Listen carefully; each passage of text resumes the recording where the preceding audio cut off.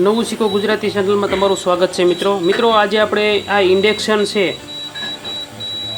આ ઇલેક્ટ્રિક સગડી તે સતત 6 મહિનેથી વરસ પડી રહેલી છે। એટલે અત્યારે ચાલુ કરી તો આ ખરાબ છે। જુઓ આ રીતે ખરાબ થઈ ગઈ છે। આની જે કી છે એટલે કે જેની સ્વિચ છે બધી સેન્સરવાળી એ કામ આપતી નથી। જુઓ આ પડે પણ વસ્તુ ખરાબ થઈ જતી હોય છે। તો આ રીતે જો ચાલુ થાય છે અને જો ગરમય થાય છે, પણ આ મેનુ છે ઓટોમેટિક બધા દબાય જ અને ચાલુ જો ઓટોમેટિક આ બધા સ્વિચ દબાતી હોય એવું લાગે છે અને બદલ્યા કરે છે। જુઓ કોઈ સ્વિચ કામ આપતી નથી। એટલે ઇલેક્ટ્રિક વસ્તુ છે એ પડે પણ ખરાબ થતી હોય છે। જો આ સતત આપણે 6 મહિનેથી વધારે પડી રહે ઇન્ડક્શન અને હાલ આપણે જરૂર હોય તો આ ઇન્ડક્શન આ રીતે કી કામ કરતી નથી, એટલે પડી વસ્તુ બગડી જતી હોય છે। તો મિત્રો હવે આપણે આની અંદર કી નખાવી પડશે અને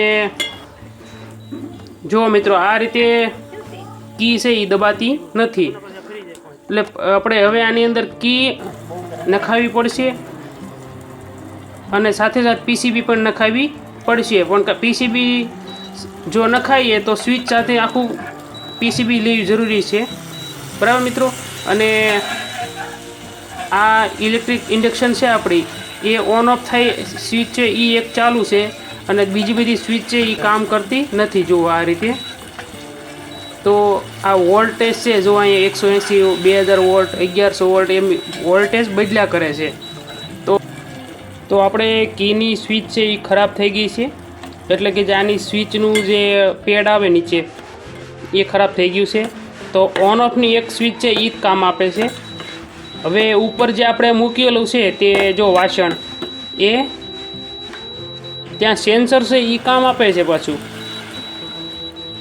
હવે આપણે આ રીતે જો 2000 વોલ્ટ સતત આ રીતે વોલ્ટેજ વધઘટ થાય તો આ ઇન્ડક્શન છે એ ખરાબ થઈ જ જાય છે। જો આપણે અહીંથી વાસણ લઈ લીધું તો બંધ થઈ ગયું, હવે ચાલુ થઈ ગયું। જુઓ ઇન્ડક્શન એટલે સેન્સર અહીંયા આવે એ સેન્સર એ ચાલુ છે, વાસણ મૂકો